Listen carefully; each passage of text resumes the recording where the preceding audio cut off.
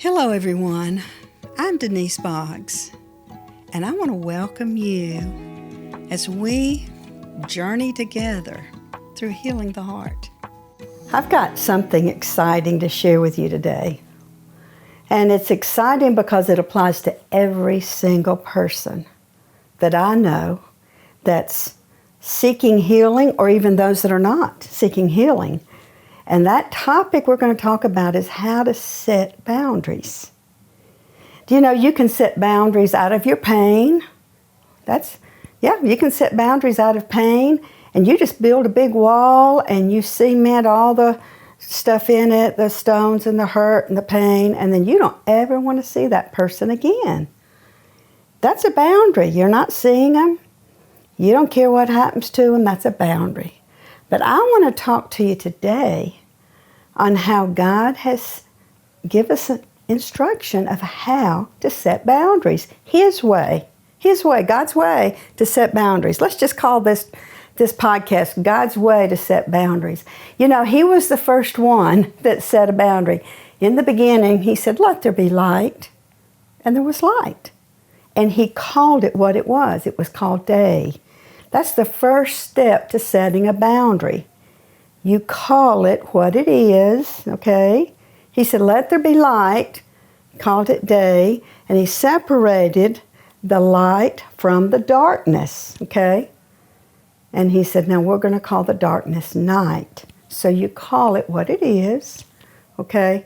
So you set a boundary, and what's interesting to me is when we set a boundary according to God's instruction and how He sets boundaries, the boundary doesn't end. Night and day have not been confused since then. It's like when it was set, it was set. This is day, this is light, this is darkness. So do you know it ends all your confusion once you learn how to set boundaries? Wouldn't that be awesome? To live your life without confusion. God's not the author of confusion, and the way that we live according to God's plan and purpose for our life is we stay out of confusion. Don't get confused. Call things what they are, and don't live in confusion. This is light. This is darkness. I live in the light. I don't live in the darkness. I live in the light. And then you exercise the second principle. So the first principle is really to define light and darkness, and then you call it what it is. But then the second principle is that you speak the truth in love about the fact that you live over here in the light, okay? This is where I live. And I'm going to go to a scripture in Ephesians on that, but listen, the way you set a boundary is so simple. You know when to say yes, and you know when to say no. It's so simple. That's all you do. Yes and no. I'm going to read you the verse about it, okay? This is the principle here is in, I love this. Let's see, here it is. It's in Matthew 5, it's 37 says, "Let your yes be simply yes, and let your no be simply no. Anything more than that comes from the evil one." Oh, my stars. Can you believe that? So when you're in confusion between your yes and your no, okay, then you've stepped into that place of confusion. You've stepped into confusion. So when you're setting a boundary, you have to know the difference between yes and no, and you have to be able to say, yes, I agree with that, or no, I don't agree with that. That's all you do, yes and no, okay? The next principle is, all right, let's go to Scripture. We're going to get these principles down pat on how to set boundaries, okay? Now, let's go to the next scripture, and I want us to go to Ephesians 4. Okay. And we're going to start with verse 14. It says this, "So that we're no longer children, tossed around back and forth between yes and no. Do you know children get all upset if someone tells them no? Isn't that interesting? Children get upset. If mom says no to something, then a child gets all upset, okay? Pitches a fit, runs to the room, hides, that kind of thing. So you have to learn how to live in boundaries, and even when someone else sets a boundary, you don't pitch a fit because that's immature. But you also have to be mature enough to say no yourself. And if someone pitches a fit, when you say no, you just let them pitch the fit. You stay in an adult position. I hope y'all are listening to me. Listen, this is what Paul said. It's so important for us to know this. He said it this way, so that we're no longer children, spiritually immature. You know, if you can't carry the truth and speak it, you're immature. If you're worried about what people are going to think about you, then you're still dealing with unmet needs. Unmet needs. You need someone to approve of you. But when you're spiritually mature, it's God and His approval, affirmation, what He has called you to do, then you speak the truth. Okay, so let's go back to the verse, okay? So that we're no longer children, spiritually mature, tossed back and forth like ships on a stormy sea and carried about by every wind of shifting doctrine or by cunning and trickery, of men. Do you know that you can be tricked by somebody? And if you don't have a firm yes or a firm no inside you, that you can say yes and no, set a boundary, just say no, I really don't agree with that, then you're being mature, okay?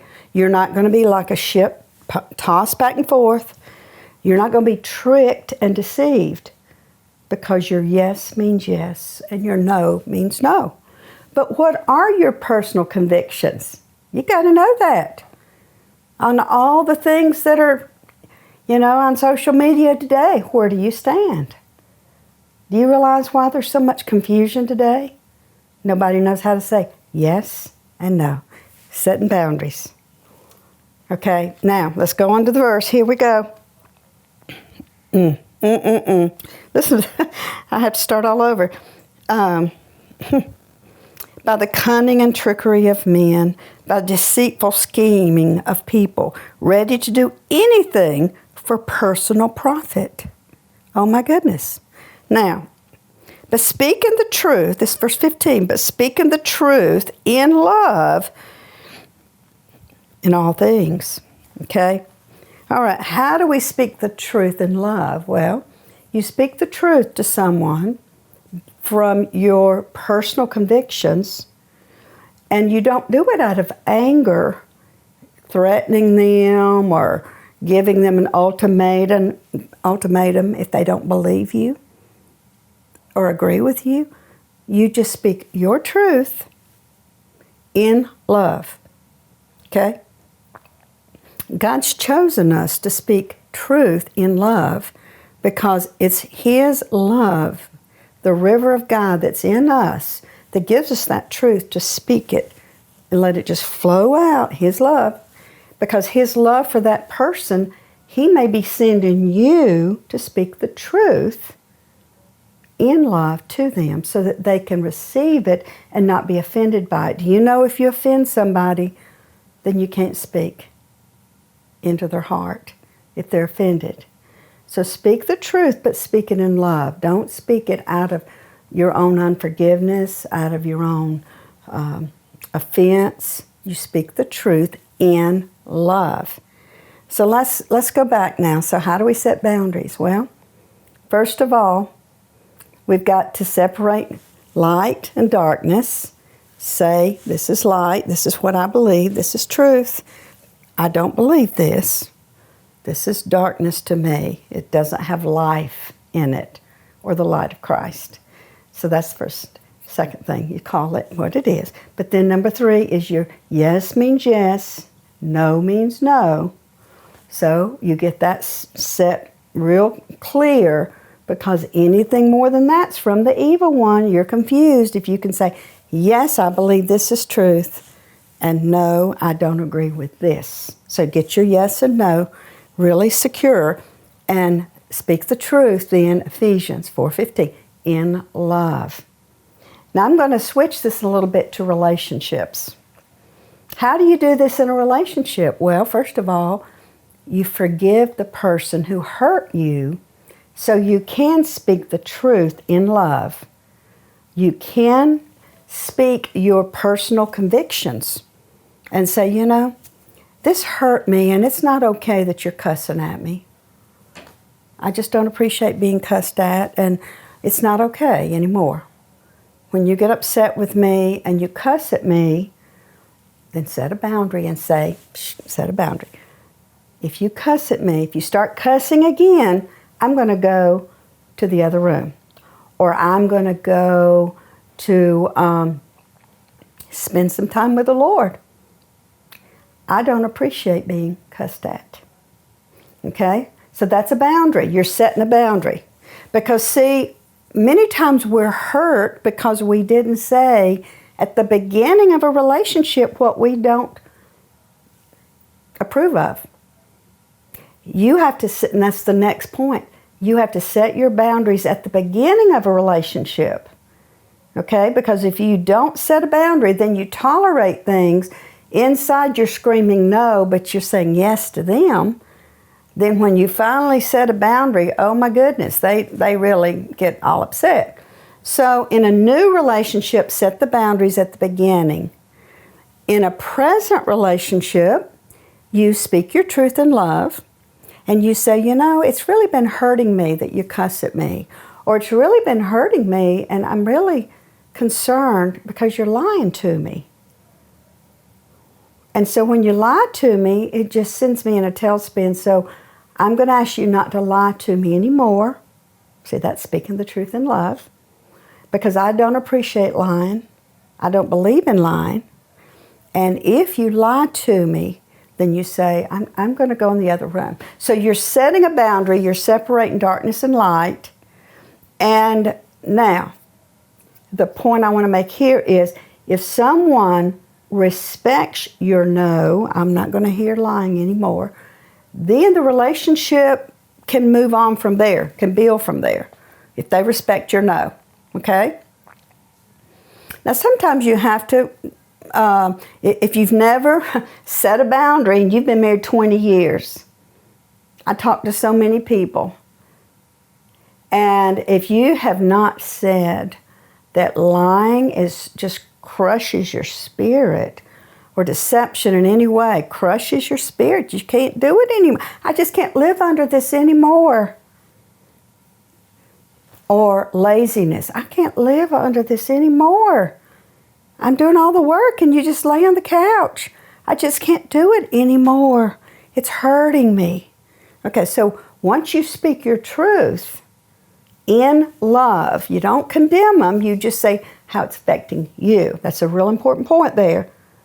You speak your truth in love of how it's affecting you, okay? And when you do that, see, you're setting a boundary.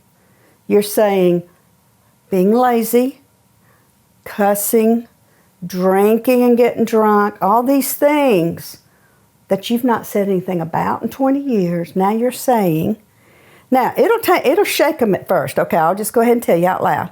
It'll shake them up. If you've not spoken your truth in 20 years, okay, the person that hears the truth is going to be shaken up at first. So you may have to say it several times until they get it and respect your no.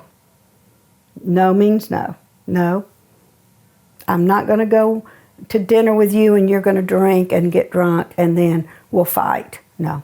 I'm not doing anymore. I'm not going to dinner if you're going to drink. So those kinds of things. You set boundaries.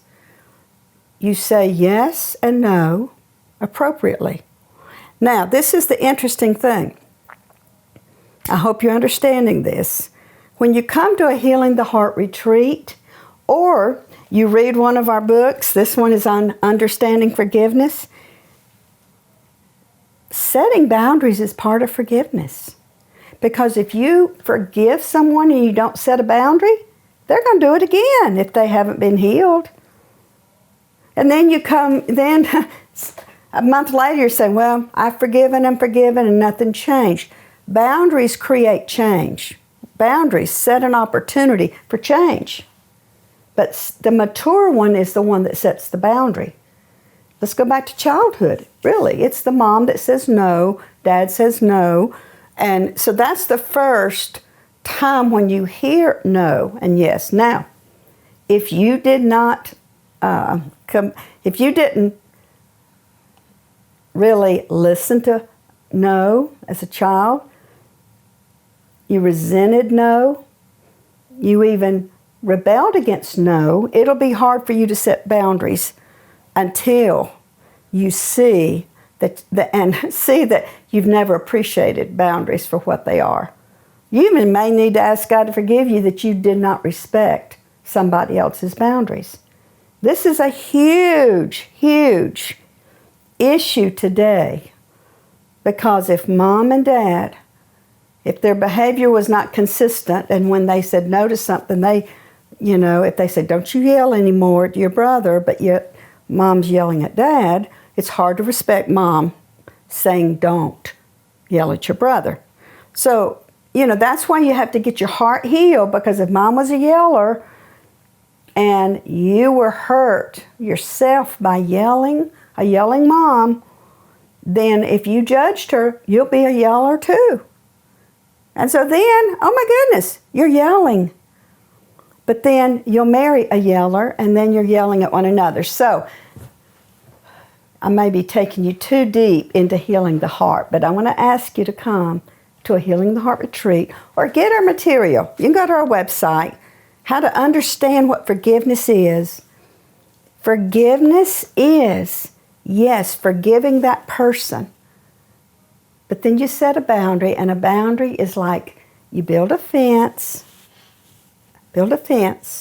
Like it's, just imagine a little cottage, and there's a little white picket fence around it, and you're in the cottage. But you have a gate in the fence. So you can open the gate and invite that person back into your life. That's what a boundary is. You say no, the fence is saying no, I'm not going to tolerate cussing anymore. I'm not going to tolerate abuse anymore. So you're setting a boundary. Now, they can't come back in until you see the behavior's changing, then you can invite them back in. Okay? Then you can have a conversation and you're not fearful of them cussing, but you start seeing the change. Boundaries facilitate change. Without boundaries, it's chaos. Without boundaries. It was chaos in the very beginning. And that's why God said, let there be light. And when he said it, the chaos, darkness and light was all mixed together. He said, let there be light. He separated it. This is light. This is darkness. This is called day. This is called night. So he began it at the very beginning in Genesis. And we've got to learn how to do it. How to establish a boundary, set a fence with a gate. But if you can see over the gate, you can see that person, wow, they are changing. I want to invite them back into my life. But if you do not forgive them, you won't build a gate, you'll build a wall. A stone wall, stone by stone. And you'll block them completely out of your life. You can't even see them anymore. You don't want to see them anymore, but that's unforgiveness. Through forgiveness, you build a fence and you put a gate so you can see them, you can watch how they're changing, and you can invite them back into your life. I hope this has helped you. I've given you some real strong points to apply. Get the workbook, work through forgiveness, And in this book, we're going to tell you how to set boundaries. And I just want to encourage you, take one relationship at a time, because if you start saying no to everybody, it can be a little overwhelming, but start with one situation, one relationship, one person, and start setting boundaries. God bless you. If Living Waters has been a blessing to you and you would like to help support this ministry, you can give on our website, livingwatersministry.com/donate, or text any amount to 84321. We have additional resources for you to continue on your journey to healing in our online bookstore. You can click the link in description.